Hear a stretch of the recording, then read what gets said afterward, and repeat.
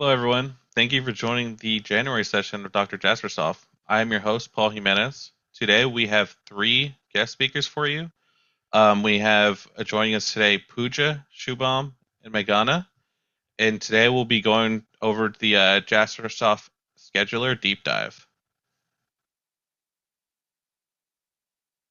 Just a quick confidentiality slide. And then the Dr. Jaspersoft next session is the second Thursday of every month. So the next one will be February 12th, 2025. And that will be deploying Jasper Report Server via the source code. So the first agenda we have today is what is scheduler, and then the scheduler configuration, the Misfire configuration, and then UI walkthrough. My first guest speaker will speak to you today. That will be Pooja. Pooja, I'm going to go ahead and hand it off to you. Hello everyone, my name is Pooja Singh. I'm from the server team from Jaspersoft. So today I'm going to talk about a new email client called SendGrid, which has been newly integrated into GRS. But before that, I'll be giving a short overview of scheduler, and then Shubham can explain the steps how to create schedules or jobs using scheduler API. So report scheduler, it runs reports at prescribed times. Jasper scheduler is a module in Jasper report server that runs reports and dashboards at specified times. It can run report once or repeatedly and can be used to schedule jobs to run during off hours or in the background. And it also saves the output in the repository. So basically, there are three ways to access the report output. First is accessing the output via the repository. Also, we can email the output as an attachment, and any number of jobs can be scheduled for the same report. Third way is to store the output as on the FTP server. And one important thing is Jasper Report Scheduler uses Quarts to schedule jobs. Now, Shubham is going to showcase how we can create jobs using the Scheduler API. Shubham, over to you. Thank you, Pooja, for the overview. So let me share my screen. So firstly, we will discuss about how we can configure JARIS schedulers. So in order to configure out the schedulers for the Jasper Report server, there are one file is which is js.quarts.base.properties. So where basically we need to define the instance name which we are going to use for our scheduler, the instance ID which will be auto generated by default, we have set to auto, and the job store is clustered. So if you are using cluster environment, then this will be used, else it will be ignored. And the fourth one is org.quarts.jobstore.cluster check-in interval. So which is by default, we have set it to 900 seconds, which is 15 minutes. So it means like after every 15 minutes, it will go and check the other instances of the cluster, whether they are in sync and whether they are working fine or not. The next the property is org.quarts.threadpool.threadcount. So this property basically it defines like how many concurrent number of threads can be executed at a time. So let's say you have scheduled 10 jobs, and in the properties you have configured the thread count to 4. So at a single point of time, if only 4 jobs will be picked at a parallel, and then they will be executed. And after the execution of these 4, then other remaining jobs will be picked accordingly. And the thread pool or thread priority will be used to define the priority of your jobs. And the last one is jobstore.misfire threshold. So this is basically it is used for, let's say there are number of jobs and some jobs are not got executed within the defined schedule time due to some either any connectivity issue, database issue, or let's say you have a huge number of jobs that are need to be executed at the same time, but due to the high load of jobs and the concurrency, some jobs are not got executed at that time. So in that case, this misfire threshold comes into play, so which is by default set to 180 seconds, which is 3 minutes. So after the execution time, if the 3 minutes get passed and the jobs are still not got picked, then it will treat those jobs as a misfire jobs, and then accordingly it will apply the misfire policies, which we will cover in next. Okay, and then there is other file which is jsquads.properties. So here in this file, okay, let me show you. So this is a jsquads.base.properties, and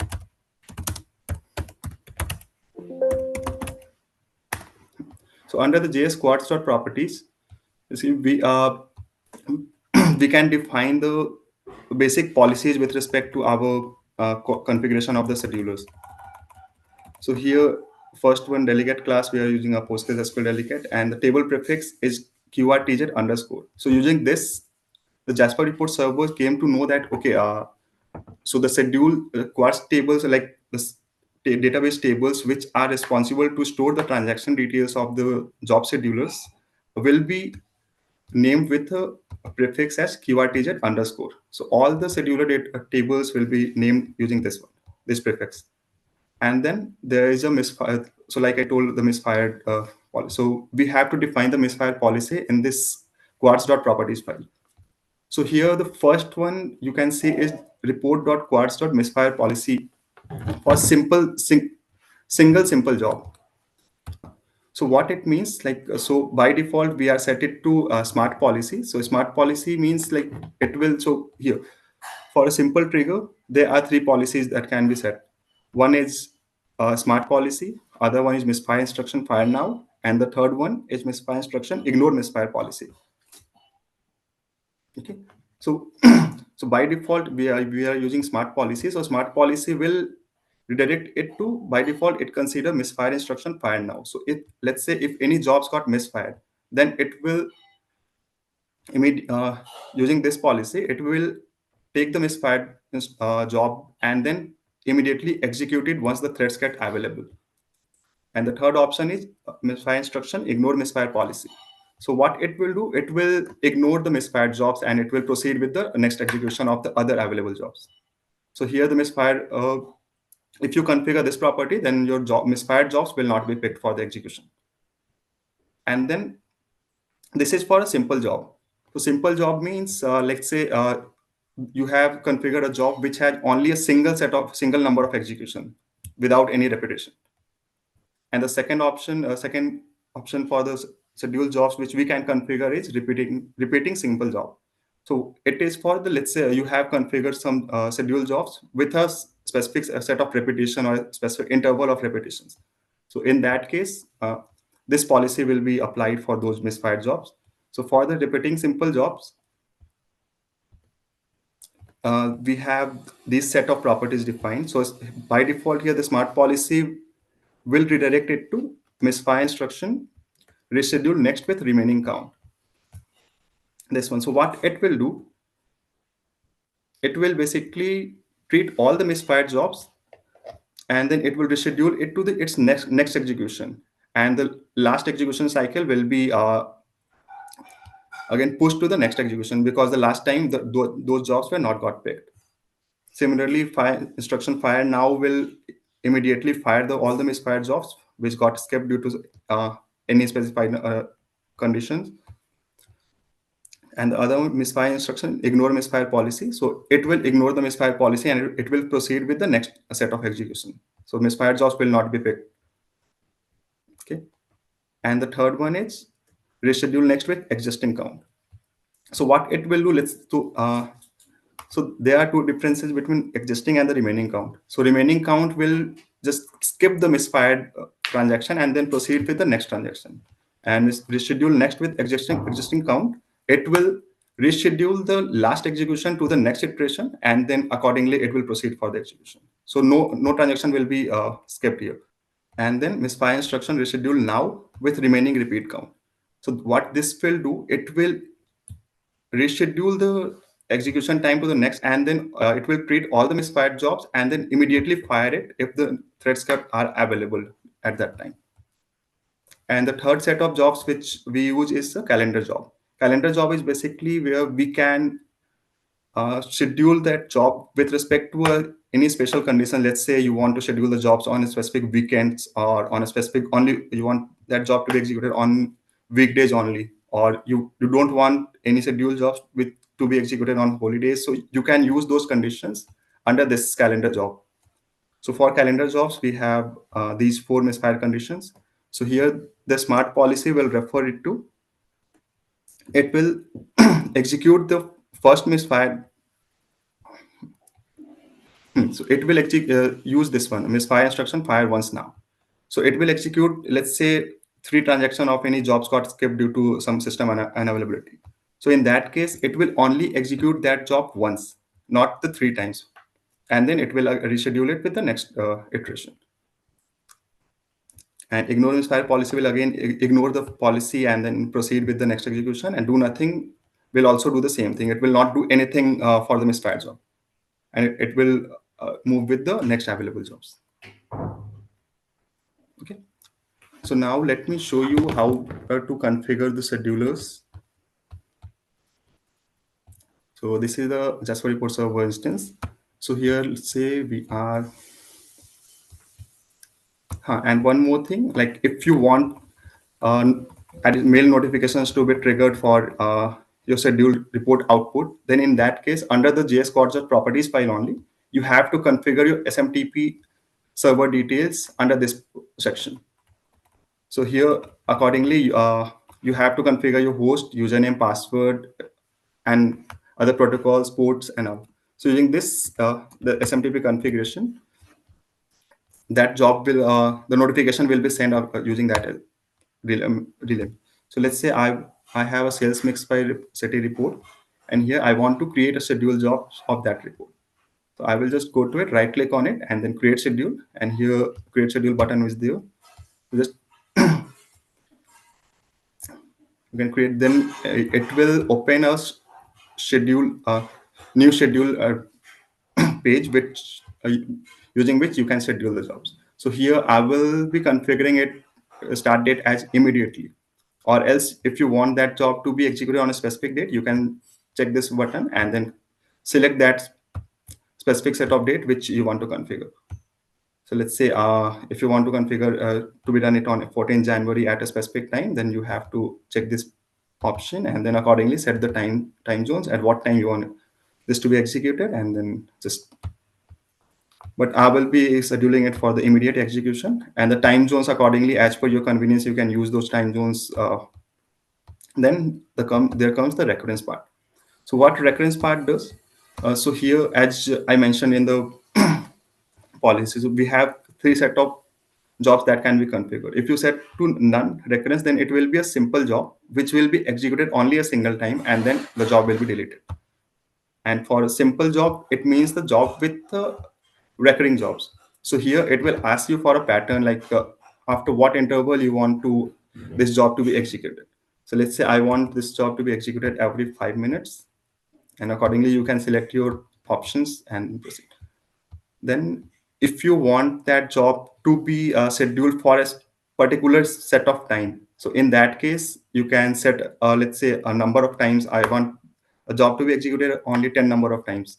So then check this button and then type the number of times, or else you can specify the end date of your scheduled jobs, like till what date you want this job to be run, or run indefinitely. So it will keep on running until and unless manually you will be like stopping it or deleting it. Okay. And the third option is the calendar job. So here, see, when you select the calendar job, it will ask you for additional options. Like say, if you want this job to be executed on a specific set of months, on a specific set of days, and let's say on a specific set of hours. Let's say I have selected Jan, and I have selected Monday, Tuesday, Wednesday, Thursday, and Friday. And then you can specify like, okay, I add to these days at whatever number of hours I want to this to be executed at 3, 6, 9, 15. So only this set of hours, the job will be executed. And similarly for the minutes, and let's say you want that job to be executed on a specific date of a month, then you can specify the number of dates. So like this, you can specify with a comma separated, and then that job will be executed on that specific set of date. And here as well, you can mark the end date, like till what date you want this schedule to be executed, and after that, that schedule will be terminated and then deleted. And here one option is also there, and that is also in the simple repeating job as well, which is calendars update to exclude. So let's say you have some holidays and you don't want your report jobs to be executed on the holiday dates. So in that case, you can define those holidays, and then accordingly you can select all the available holidays, And so using on that date, that scheduled jobs will not be triggered. Okay. So here I will be executing a simple job with a 5 minutes of repetition and run. Here the second option, let's move to the second page. So here the parameters. So these are the input controls using which you can select the set of parameters. Uh, so using that, it will only run the reports if these parameters suffice and if it found any inputs and any data on these set of parameters. And the third one is the output option. So here the output option, first text field is asked for the name of your output file. So of what name you want this report output file to be generated. So I want this file to be generated with the name sales mix by city report underscore test. And accordingly, you can select the time zone, output locale. And now comes the format. So the report output can be generated in all these set of formats which are available, which are marked here. So let's say I want the report output to be generated on this PDF file, .csv and .xlx. So I have selected these three formats. So when the report got executed, when the schedule job got executed, so it will generate three output files for the that set of jobs on that specific on each execution. So which will be .csv, .pdf, and .xlx. And then the other option is file handling. So it will, by default, it will overwrite the output files with the in each execution cycle, or else you can specify the timestamp if you want a sequential file name, if you don't want the older files to be get overwritten. So by default, we have defined here Y year, month, date, hour, and minute format. So you can use these, or you can define your own timestamp format, and accordingly, this timestamp will be appended in the name of this output file after each execution. So in that way, you will have all the execution report output reports handy with you. And the Hey, Shubham, I got a quick question. I have a question here. They're asking if it's possible to add additional holidays when you're scheduling it and you're adding it, doing it on a specific holiday. Can you add holidays to that? Yes, sure. So we can do that. So by default, right now, I only have the New Year days added here. So which is 1st of January. So it means like on the 1st of January, my scheduled jobs, because I'm scheduling the job to be executed every 5 minutes, but I have defined this date to be excluded. So in that case, on 1st of January, my report will not be executed. Awesome. Thank you. Appreciate that. Let's come to the output option. So the last option here is output destination. So this is basically where you want this output file to be generated. Either you can generate this output, as Pooja mentioned earlier as well. Either you can generate this output file to a repository. So in that case, the whatever output file gets generated, it will be stored under a repository, and you can specify the paths at which path you want this to be generated. So I have selected public sample reports path. So under this file system, my report files, output files will be generated. Or else we can use the output to host file system to configure. Or host file system is like on your machine, a local machine file system. It will store the output files, and the third option is output to FTP server. So this is like if you have any FTP server, if you don't want your repository to be get overpopulated, then in that case you can select this option for the output files to be stored under your FTP server. So here you just have to add your server host name, port will be 21, protocol FTP, the directory under which directory you want this output to be generated, and then for authentication you need to provide the username and password. So in that case, the files will be generated on your FTP server, and then on that server, you will be able to find all your output files. So here I will be using output to repository. Or else if you don't want the output files to get generated, then you can uncheck all the checkboxes. So in that case, the output files will not be generated, will not be stored for you. It will be generated, but it will not be stored anywhere. Hey, Shubham, we got two more quick questions. Sure. Can reports run concurrently, and what is the max that they can what's the max reports that can run concurrently? Concurrently, like it totally depends on the system configuration. Let's say I have a very small set of machine, so which cannot support a very huge transaction, then in that case, even if I configure last set of jobs, so it will impacting the machine. And if you have a very last set of machine, then in that case you can use as much as you want, 10, 20, 50, 100, but it totally Oh, depends on your hardware configuration. I see. So it depends on the configuration and the VM or server or whatever you may be using. Yeah, definitely. Okay, and one more question. Mhm. We had, do holiday lists respect the user's locale? In Canada, some holidays are federal and others are specific provinces. So it's like configurable. You can configure it as per your local, and then accordingly you will select it, and those lists will be available here at the time of the schedule, and you can select, and so that will be applied. Okay, so you can add whatever holidays you'd like essentially in there. We can add them. Awesome. Thank you, Shaban. I appreciate it. Thank you. So here I will be using this output to repository, and so this. So now the last part is for notification. So this is an optional piece. So in some cases, you if you want a mail notification to be triggered for your report executions, or for the which consist of your output files. So in that case, you can add the whatever mail addresses here. Let's say I want to add my mail address.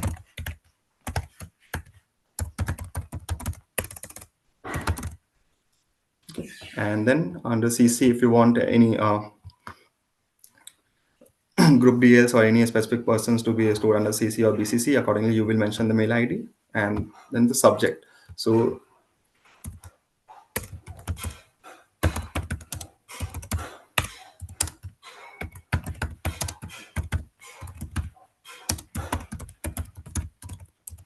using this subject, mail will be triggered to me, and then the message, whatever message you want to type here. So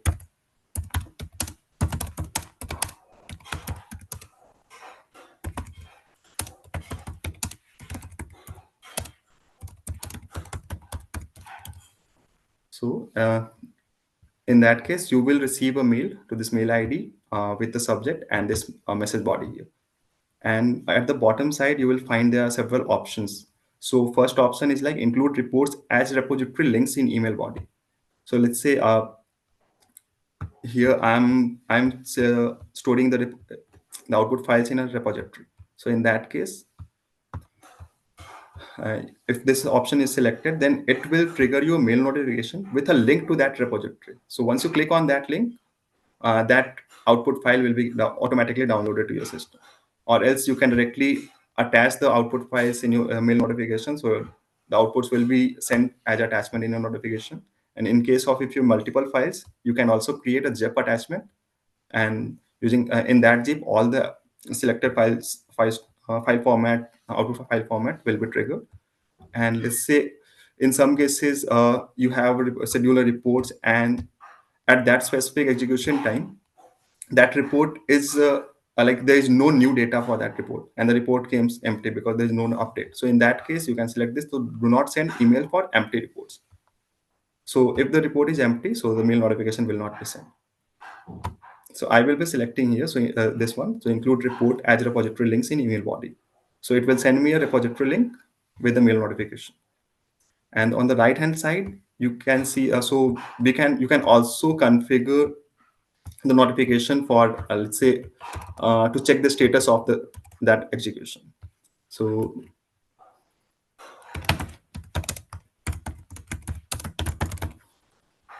for that status, so there are two options. So if you want any success notification, so let's say if you want to know if your job got executed successfully or if the job got failed, so in that case you can check these options and then accordingly configure.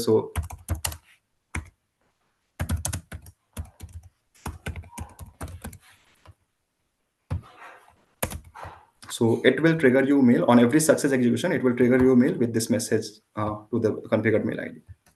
And similarly, if the job got failed, so in that case you can also configure for a failure message, and then it will send you a notification only when your selected job got failed. And this one include report job information. So if you check this one, so it will give you in the mail body the job information, like what job it belongs to, and its respective basic information. And for the error scenarios, if you want users to be notified with the error messages as well, at the complete stack trace of that error, so in that case, you can check this checkbox. So it will give you the complete stack trace of the error message in the mail notification only if the job got failed. Okay. So here I will be just using these only, and then click on save. So now,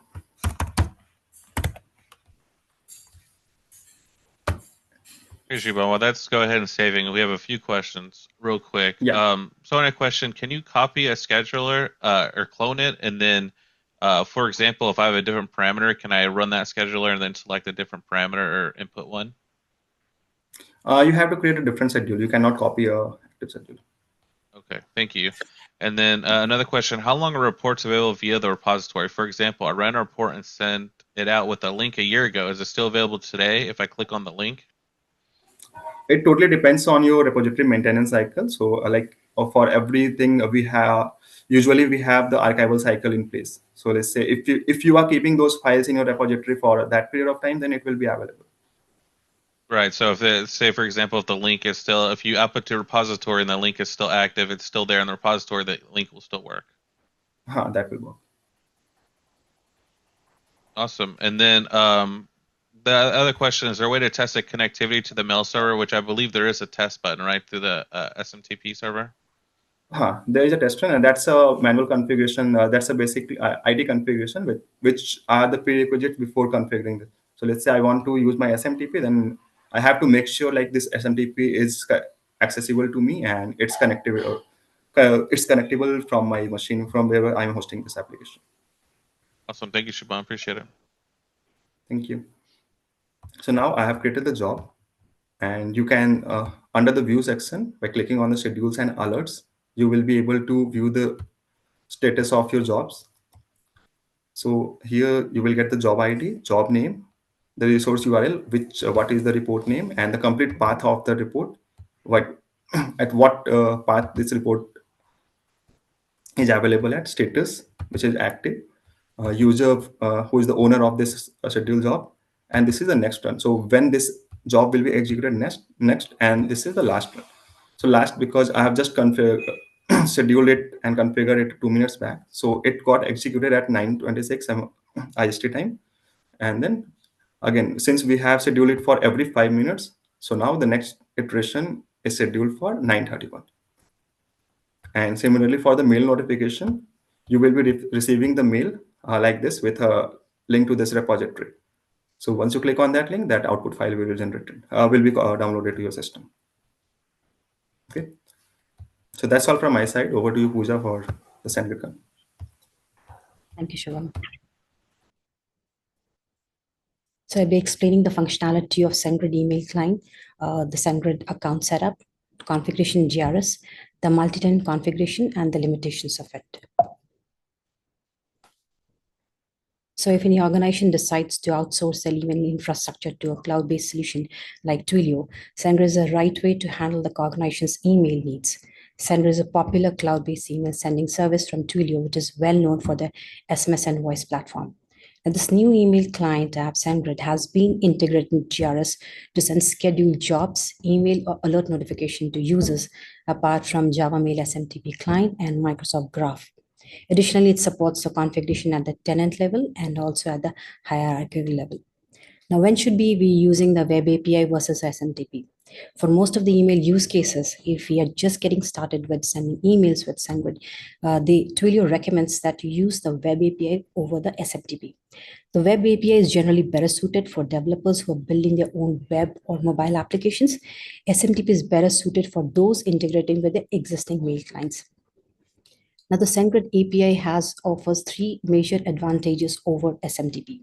First one is the communication between your server and SendGrid, which is faster than over SMTP because HTTP APIs require fewer back and forth commands to authenticate the sender and the recipient. Second is SendGrid APIs. It offers functionality that isn't available using SMTP. Thirdly, SendGrid API makes it easier to introduce new functionality for users. SendGrid v3 API uses api.sendgrid.com as its base URL. The mail send API, it uses standard Twilio SendGrid API keys for authentication and authorization. Now I'll talk about the account setup that we need to do on that Twilio application. So we need to sign up for account on Twilio SendGrid. We need to enable two-way factor authentication. Twilio SendGrid requires customers to enable two-factor authentication. You can enable 2FA and SMS or by using the Auth app. Third step is to create and store SendGrid API with mail send, full access permissions, unlike a username, password, credentials that follow access to the full account. An API key is authorized to perform a limited scope of actions. And if somehow your key gets compromised, you can also cycle it. That is delete and create another. Next step is to navigate to the API keys page under settings as shown in the screenshot. So when we want to create a new API key, we click on the create API, which will give you the API key. Now there are three ways to create API. First is the full access, second is restricted access, and third is the billing access, custom access. So when you create an API key, you need to store that API key somewhere because SendGrid portal, you cannot see that API key. That needs to be stored somewhere. Fifth step is to complete the domain authentication. Once the API is created, we need to authenticate the sender identity and then authenticating the domain. We need to give the email ID and then we need to authenticate it. For domain authentication, we need to contact the IT team to add the details and DNS settings. We can give the host and click on next if you're not sure about the next option. Then we need to enter the domain, for example, cloud.com or ABC, whatever it be. And if it's a Gmail ID using the user registered himself or herself, then they need to enter the gmail.com. Or else if the user registered using company ID, then they need to enter the company ID, like cloud.com or abc.com. Once we click on next, we will get the DNS settings. These DNS settings needs to be shared with your IT team. Once the IT team confirms that the DNS settings have been added, then check the box in option 2, and then we can click on verify. Once the DNS settings are added by IT team, then you're good to go. We'll receive email in your company email ID via SendGrid. Else, it'll be rejected by your organization. Also, we can test this thing using Postman, whether this email thing is working or not. Now, current existing system in GRS, it's supporting SMTP server and the Microsoft Graph, which can be configured in GS Quarts properties. Now, how we can configure SendGrid in GRS? So I'll show that one. So in Tomcat, there is inside WebINF, there is GS Quarts properties. There we need to add 3 details. For SendGrid, we need the API key, which is added here, SendGrid API key, where you replace this API key with the API key that you generate on the SendGrid website. Second is the sender identity. So you have to add sendgrid.from.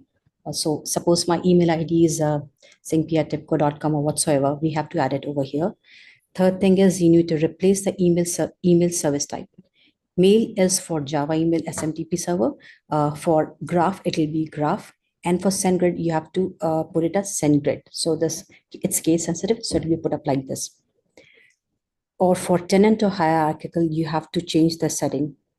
Notification service multitenant.config. So if you want tenant, you have to put a tenant. It's all mentioned over here. For hierarchical, it will be hierarchical. And for none, so by default, it will pick up which email service type is configured over here. Now I'll explain about this tenant, hierarchical, or none, how it works. So first, let's go ahead with the tenant one. In that one, what we can do is at the tenant level, suppose there's organization 1, we can go and edit and attributes where you can add your SendGrid thing, like I have added over here.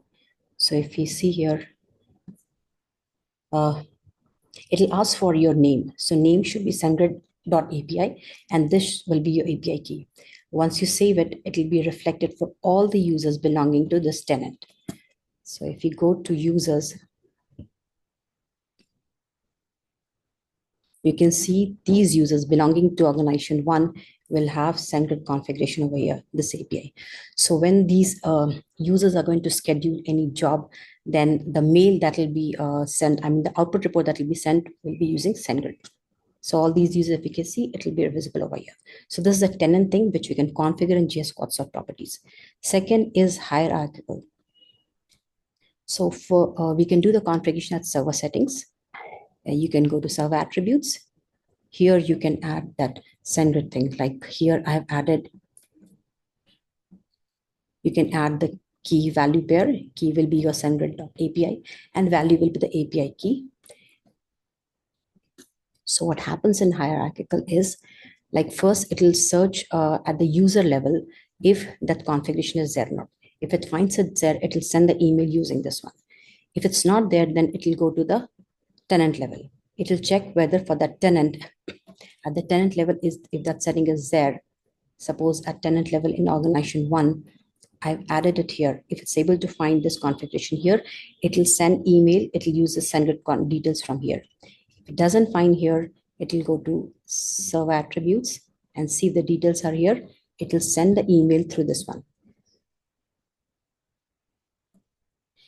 And for none, it will use that whatever is configured in JS Quarts properties. If nothing is set over there, then it will use like if in JS Quarts properties only Java mail service configured, it will try to use that. And then once the mail is sent, you can receive it in your mailbox.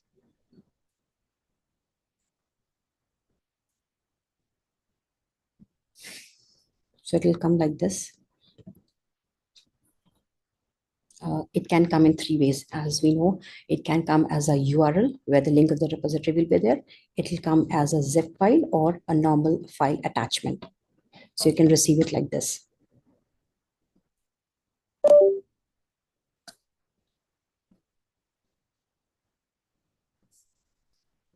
So there are certain limitations of SendGrid, like the total size of email, including attachments, must be less than 30 MB. The total number of recipients must not be more than 1,000, which includes all recipients defined with the 2 CC and BC parameters.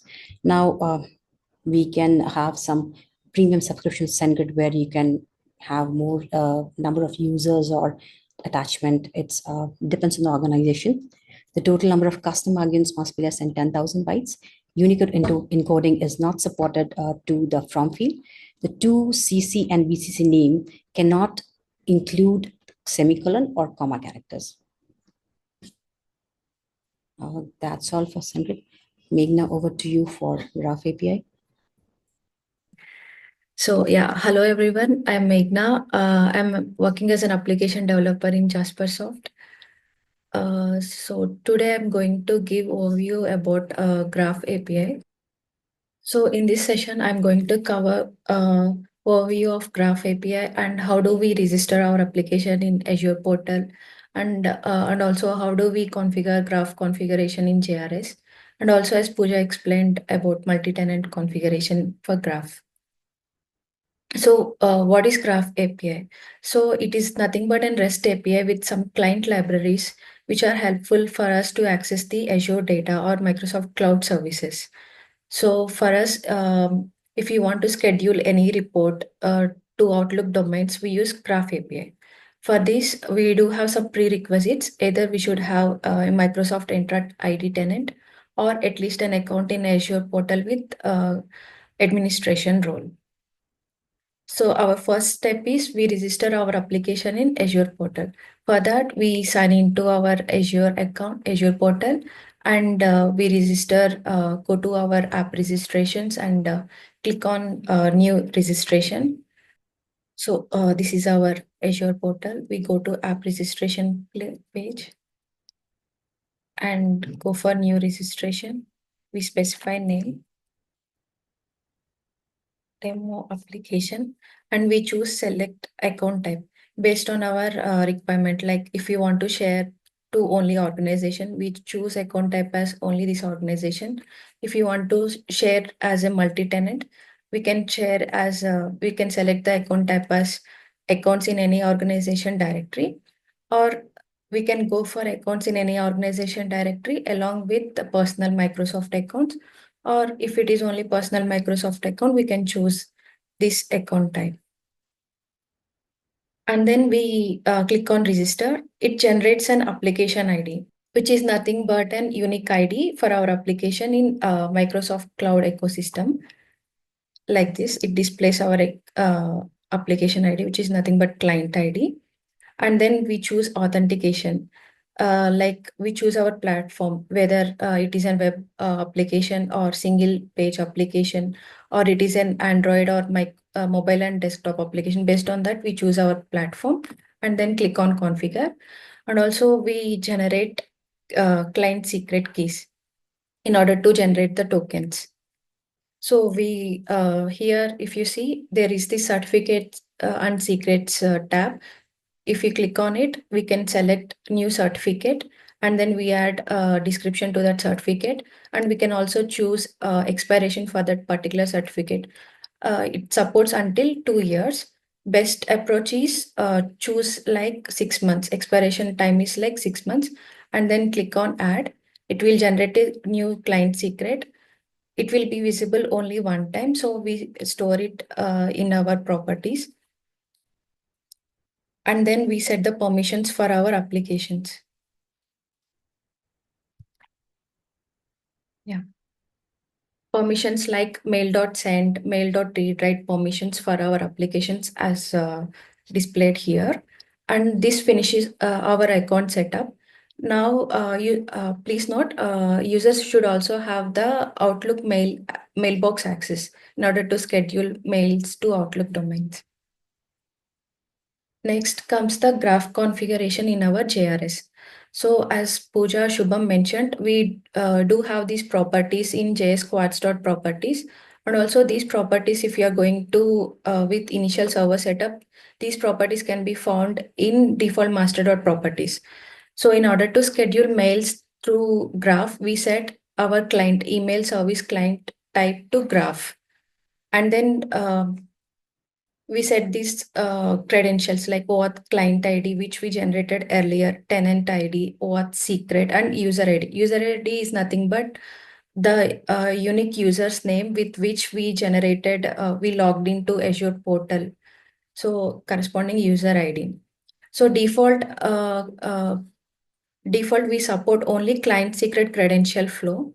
If you want to go with username password flow in order to generate tokens, we have to set this property to false, like email service type graph client secret credential flow. We have to set it to false. And we expose our username password with which we log into Azure portal here, which is not recommended since it exposes the password in the properties file. Once this configuration is done and there is an additional configuration, we have to set the graph profile in web.xml in order to initialize the graph beans in JRS. That's it. You are good to go, and we can schedule any report with Microsoft Graph. And there are two file attachment handling happens in Graph API. So if our file size, our report size is under 3 MB, it does multiple posts and we can attach it. If our file size in between 3 MB and 150 MB, it does a single post with using the session until and it only supports one big file of such. And this is the file limitation. And then multi-tenant configuration. As Pooja said earlier, we support multi-tenant configuration in for these mail servers. We set these properties under either user level or tenant level or server level based on our requirement. So if we set under tenant, like if we set this property to tenant, it will look for the properties under corresponding tenant or org level. So all the users in that tenant can use these properties to schedule mail. If it is set to hierarchical, first it will look for that user level properties. If it couldn't find any, it will go for that particular user or org level. If it couldn't find any properties there, then it will look for the properties under server level, as Pooja showed earlier.